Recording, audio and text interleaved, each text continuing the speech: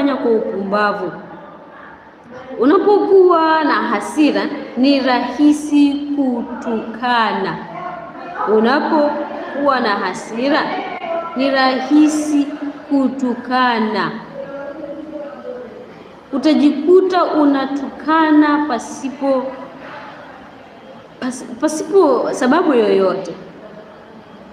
Utajikuta unasingizia au hata kupinga jambo ambalo linakuingiza kwenye hukumu ya dhambi. Utajikuta unapinga jambo ambalo litakuweka kwenye hukumu ya dhambi. Hiyo ni hatari ya hasira. Utajikuta unatukana, utajikuta unasingizia, unafanya mtu aingie kwenye hukumu ajili ya hasira. Hatari nyingine ya hasira, inampa ibilisi nafasi ya kutawala moyo wako. Inampa ibilisi nafasi ya kutawala moyo wako. Hiyo ni hatari kubwa sana. Ukiwa ni mtu wa hasira, shetani anapata nafasi moyoni mwako. Shetani anapata nafasi maishani mwako. Shetani anakuwa ni mtu ambaye anakutawala. Unakuwa ni mtu ambaye unatawaliwa na ibilisi. Hii ni moja ya hatari kubwa zaidi ya kiroho. Hii ni moja ya hatari kubwa zaidi ya kiroho. Biblia inafundisha kuwa hasira kwa shetani kuingia na kuanza kuharibu maisha yako. Ukiwa ni mtu wa hasira, shetani anapataga kizingizio, anaitaka hati hiyo ya mashtaka kukushtaki kila wakati kwa Mungu, kwa sababu mtu wa hasira, na hasira isiyodhibitika ni hatari sana. Inampa ibilisi nafasi ya kutawala moyo wako.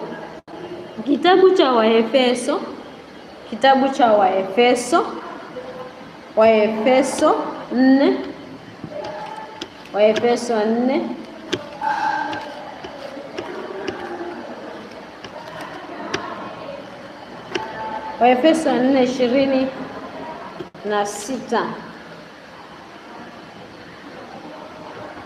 Waefeso 4:26 inasema, muwe na hasira ila msitende dhambi. Jua lisichwe na uchungu wenu bado haujawatoka, wala usimpe ibilisi nafasi.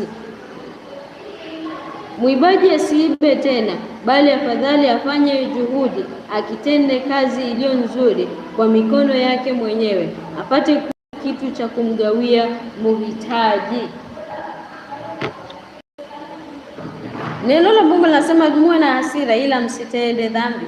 Jua lisichwe na uchungu wenu bado haujawatoka, wala usimpe ibilisi nafasi.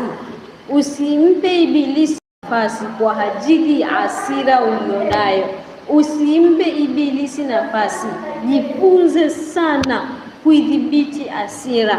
Jifunze zaidi kuidhibiti hasira ili ibilisi asiweze kupata nafasi kwa maisha yako, asipate chance ya kuweza kuharibu maisha yako.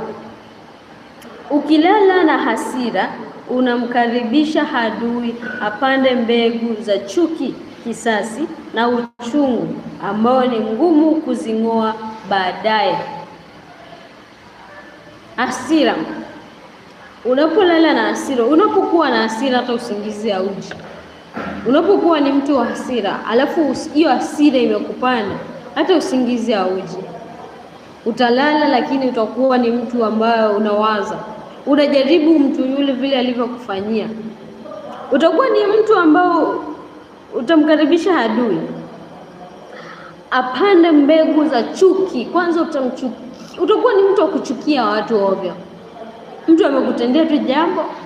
Kwa mfano mtu amekuja tu na nia nzuri, amekuongelesha kwa sababu una uchungu na ni mtu wa hasira. Utajikuta jambo hilo umejichukulia kwa ukubwa, alafu ile hasira itakufanya tu mchukie. Unachukia mtu tu bila sababu, unamchukia tu. Unamwangalia tu mtu wa watu, hata mtu wenyewe labda ni innocent kabisa, hata hajafanya, lakini ile hasira, roho ya hasira adui anakuambia huyu mtu ni mbaya. Unamchukia tu mtu pasipo na sababu, unamchukia tu, chuki, unachukia tu. Wewe ni mtu tu wa kuchukia, wewe ni mtu ambaye haupatani na watu, yaani ni mtu ambaye unatamani tu, yaani kila mtu unakutana naye unamchukia tu bure pasipo na sababu. Au mtu tu amekutendea jambo ama labda amepata hii kitabu maybe kilikuwa hapo, amekitoa amekiweka hapo tu, na si kwa ubaya, ni kwa wema. Wewe unamchukia mtu yule pasipo na sababu, unamchukia tu bure, haja kufanya jambo, hajafanya kitu kikubwa, ambaye tu kuchukua kitu hiki akakiweka hapa. Wewe unamchukia, wewe unambeba mtu yule kwamba ni mbaya. Chuki itakufanya, hasira itakufanya uwe ni mtu wa kuchukia, hasira itakufanya uwe ni mtu wa uchungu na watu, hasira itakufanya uwe haupatani na watu, hasira itakunyima kutenda haki, hasira itakufanya ulipize kisasi, hasira itakufanya uwe ni mtu wa kulipiza kisasi kwa watu.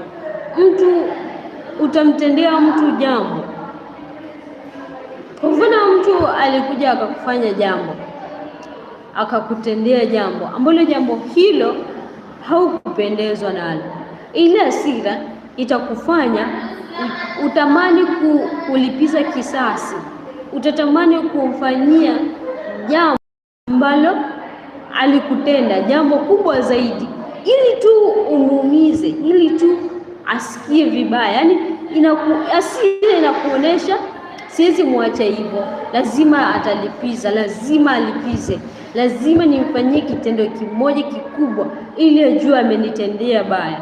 Yaani hasira inakuonesha lazima ulipize kisasi, lazima alipie, lazima atalipia. Hii kitu amenifanyia, lazima atalipia. Unajikuta umetenda jambo ambalo ni baya zaidi. Hasira ndio inafanya watu wanauana. Hasira ndio inafanya unashangaa mtu amedunga mwenzake kisu. Hasira ndio inafanya mtu anatuma watu waenda kaua mtu. Hasira inakufanya unalipia kisasi. Hasira inakufanya ulipie kisasi. Utatamani umfanyie mtu baya, utatamani umfanyie mtu ovu ili tu ulipiza kisasi. Hasira itakuweka na uchungu moyoni. Utakuwa ni mtu wa uchungu kila wakati. Utakuwa ni mtu unakuwa na uchungu. Hasira itakufanya uwe na uchungu ndani. Utakuwa unakumbuka baya alilokutendea. Una ule uchungu unapanda, unasikia uchungu ndani ya moyo wako. Unasikia huzuni. Unakuwa ni mtu wa uchungu, maana umebeba ile kitu. Hasira inakufanya ile uchungu unazidi kuzaana ndani ya moyo wako. Unakuwa una uchungu ndani ya roho yako, au unakule kuutawala moyo wako. Umeuacha moyo wako, ibilisi ndio anautawala. Sasa nakuwekea uchungu ndani yako. Unatamani kubadilika, unatamani umpende, lakini kwa sababu una uchungu na huyo mtu, atakija kukuongelesha hauna amani na yeye. Atakuja kukufanyia jambo huna amani kwa sababu una uchungu. Mtu huyu kama wale wamzunguka, unakuwa ni mtu ambao una uchungu, unaona kama hata hao ameshawaambia. Sasa unakuwa una uchungu hata na wale ambao wanamzunguka. Unakuwa ni mtu umebeba uchungu ndani ya moyo wako. Achia moyo wako, tawala moyo wako, uachie moyo wako uwe na amani. Hata kama mtu alikufanyia jambo gumu kiasi gani, jipe amani.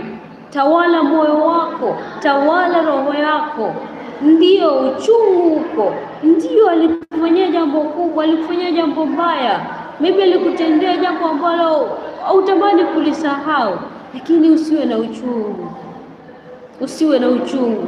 Achia moyo wako, tawala moyo wako, kuwa ni mtu wa amani. Tia moyo wako amani, tia moyo wako furaha, tia moyo wako uzima. Utakuwa ni mtu wa uchungu mpaka lini? Utakuwa ni mtu wa uchungu na hasira mpaka lini? Utakuwa ni mtu wa kulipiza kisasi mpaka lini? Utatamani kulipiza kisasi, ndio, lakini itakufaidi nini? Itakusaidia na nini? Ndio umemlipiza kisasi, ndio umefanya mtu akaumia, lakini itakusaidia na nini? Itakufaidi nini? Moyo wako umebaki na uchungu, moyo wako umebaki na hasira, moyo wako umekuwa ni mtu unayebeba watu, lakini itakusaidia na nini? Jaribu kuwe